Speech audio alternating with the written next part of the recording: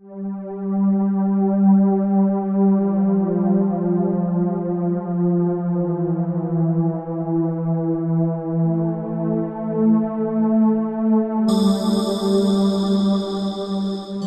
going to be reading the opening section of The Business Army, which is a novel that I recently had published at Eclectica magazine. I'll put the link below in case you haven't seen it already. And what I did when I wrote this novel was I originally wrote it as a kind of illustrated manuscript, as what I called a screenplay novel, something that looks sort of like this.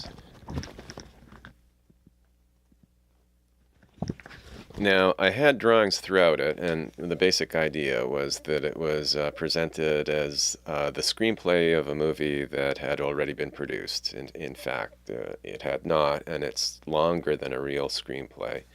But I wanted that sort of feel to it, so I have two versions of it now. The text-only version, which is the one up at Eclectica, and a sort of illustrated version, which obviously has artwork in it and also some archival photos, and has a slightly more stripped down style of writing to it. When I did the text-only version for Eclectica magazine, I deliberately tried to make it more novelistic while still retaining something of that sort of screenplay feel to it. In any case, this is the beginning of that work.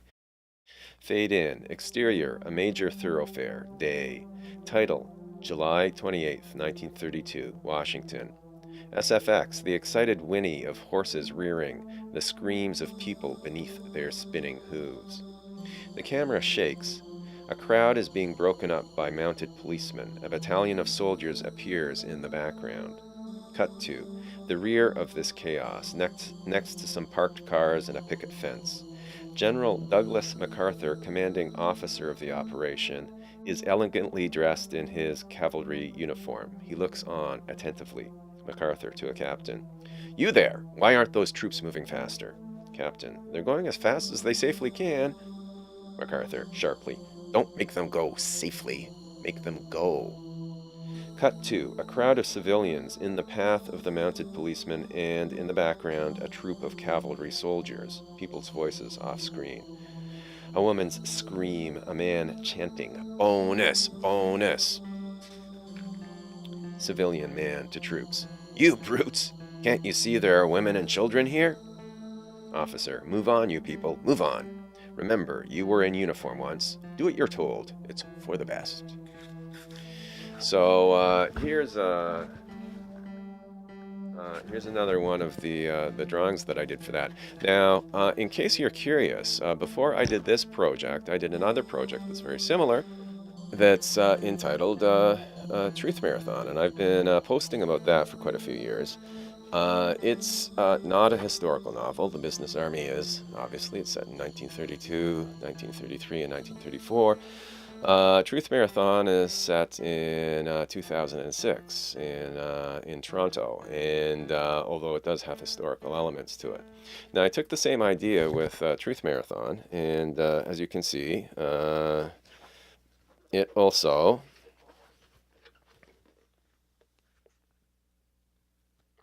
I hope that's in focus right now. It has art in it too. I have two versions of it. I have a text-only version and an illustrated version. So the concept is very similar. The difference is that it is very difficult to get anybody in Canadian publishing to look at this material. Now, I didn't want to do what some Canadian writers do these days, which is go through a Canadian agent and a Canadian publishing house to publish something that was really aimed at an American audience. My reasons for writing The Business Army had a lot to do with an interest in, first of all, Franklin Roosevelt, who's at the heart of, basically at the heart of a big change in American foreign policy during World War II, which we are still feeling the effects of. And I wanted to understand his psychology a bit more, and I did a bit of reading about him, and I stumbled across this story this incident in American history called the Business Plot, and I became very curious and something of an admirer of General Smedley Darlington Butler, a Marine general who effectively broke up a secret plan to organize a coup d'etat against Roosevelt early after his first election.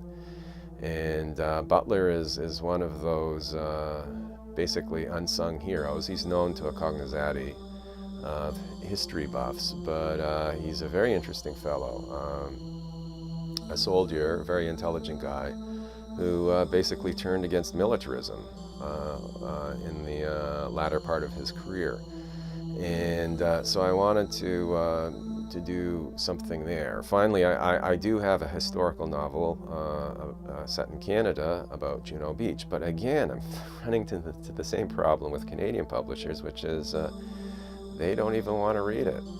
There you go. So I have novels set in both countries, but in terms of dealing with Canadian cultural institutions, there's just a huge roadblock for me. It's not easy getting published in American publications. That's an extremely competitive market. But there's hope there.